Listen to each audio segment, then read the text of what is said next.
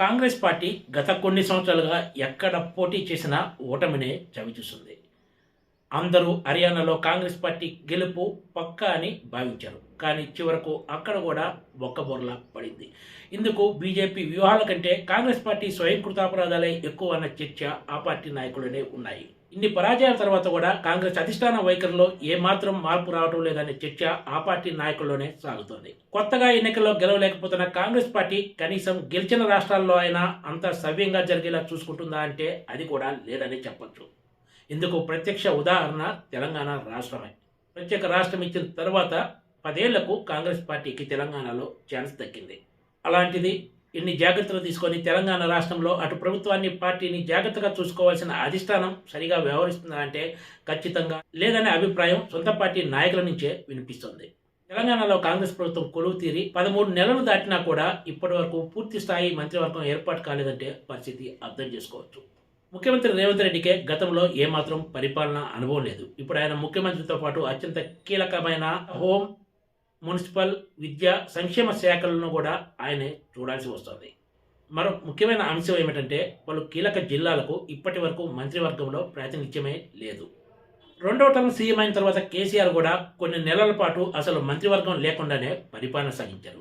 ఇప్పుడు కాంగ్రెస్ హైకమాండ్ కూడా అచ్చం కేసీఆర్ తరహాలోనే అంతా మా ఇష్టం అన్నట్లు వ్యవహరిస్తుందనే విమర్శలు వినిపిస్తున్నాయి.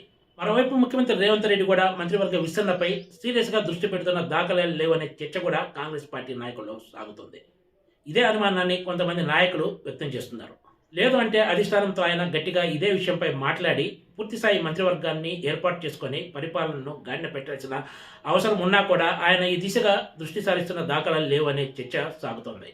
పూర్తిస్థాయి మంత్రివర్గం ఏర్పాటు చేయకుండా ఇలా సాగతీసుకుంటా పోతే ప్రజలకు తప్పుడు సంకేతాలు వెళ్లే అవకాశం లేకపోలేదనే అభిప్రాయం కూడా కొంతమంది నేతలు వ్యక్తం చేస్తున్నారు.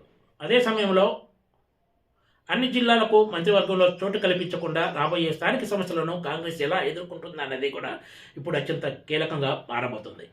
కాంగ్రెస్ పార్టీ ఓడిపోయిన చోట ఎలాగో ఓడిపోతుంది, కనీసం గెలిచిన చోట అయినా కూడా జాగ్రత్తలు తీసుకోకుండా ఇంత నిర్లక్ష్యంగా వ్యవహరించడం ఏమిటో అర్థం కావడం లేదనే వ్యాఖ్యలు ఆ పార్టీ నాయకుల నుంచే వినిపిస్తున్నాయి.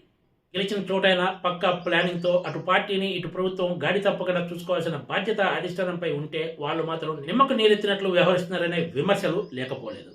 అసలు కాంగ్రెస్ పార్టీ అధిష్టానం తెలంగాణలో పూర్తిస్థాయి మంత్రివర్గ విస్తరణపై దృష్టి పెట్టలేనంత బిజీగా ఏముందని కొంతమంది నాయకులు వ్యాఖ్యానిస్తున్నారు కూడా. ఇన్ని చేదు ఫలితాలు చూసిన తర్వాత కూడా కాంగ్రెస్ అధిష్టానం వైఖరిలో మార్పు రాకపోవడం చాలా మంది నాయకులను ఆశ్చర్యానికి గురి చేస్తోంది. కొత్త ప్రభుత్వం ఏర్పాటైన ఏడాది తర్వాత కూడా పూర్తిస్థాయి మంత్రివర్గం ఏర్పాటు చేసుకోకపోవడం ముఖ్యమంత్రి రేవంత్ రెడ్డికి కూడా మైనస్గా మారే అంశమే. ఇప్పటికే పలుమార్లు ప్రతిపక్షాలు ఇదే అంశాన్ని లేవనెత్తుతూ రేవంత్ సర్కార్పై విమర్శలు గుప్పిస్తున్నాయి కూడా. దీంతో పాటు సీఎం చూసే శాఖల్లో ఎక్కడ ఏ లోపం బహిర్గతమైనా కూడా రేవంత్ రెడ్డిని టార్గెట్ చేస్తూ ప్రతిపక్షాలు విమర్శలు గుప్పిస్తున్నాయి.